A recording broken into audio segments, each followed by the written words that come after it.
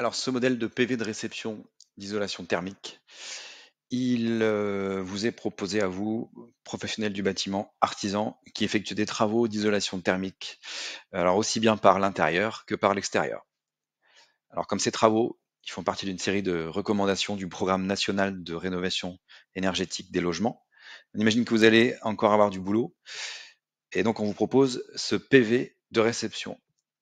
Alors, ce PV de réception, c'est un document contractuel très important puisqu'il trace cette dernière étape clé d'achèvement du chantier, qui engage votre client à accepter les travaux avec ou sans réserve et qui euh, propose une date de réception qui est essentielle car c'est elle qui détermine le point de départ de garantie, donc des garanties et des assurances qui y sont liées.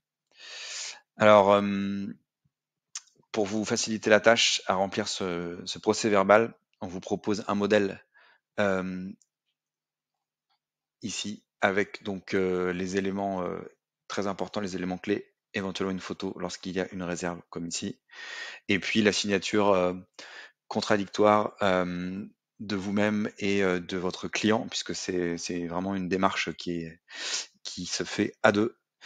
Et donc ce rapport, il a été créé grâce à une application mobile ou tablette qui rassemble 3 étapes, ou plutôt 3 rubriques. Donc la première, dans laquelle on vous propose de noter les coordonnées de votre entreprise.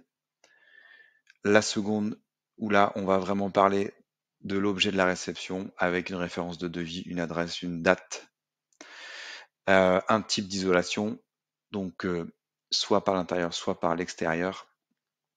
Et ici, comme j'ai coché par l'extérieur, on a 2 propositions. Soit il s'agit de réceptionner des travaux d'enduit sur isolant ou des travaux d'isolation sous bardage. Et en fonction de ce que l'on coche dans ces 2 champs-là, on n'a pas tout à fait les mêmes champs ici. Alors pour ce cas d'usage, on a 5 champs donc à compléter. À chaque fois, c'est le même choix, c'est oui, non ou sans objet. Donc ça va vite. C'est très simple à remplir. Si on a une réserve, c'est l'occasion là de le noter, sinon on coche sans réserve.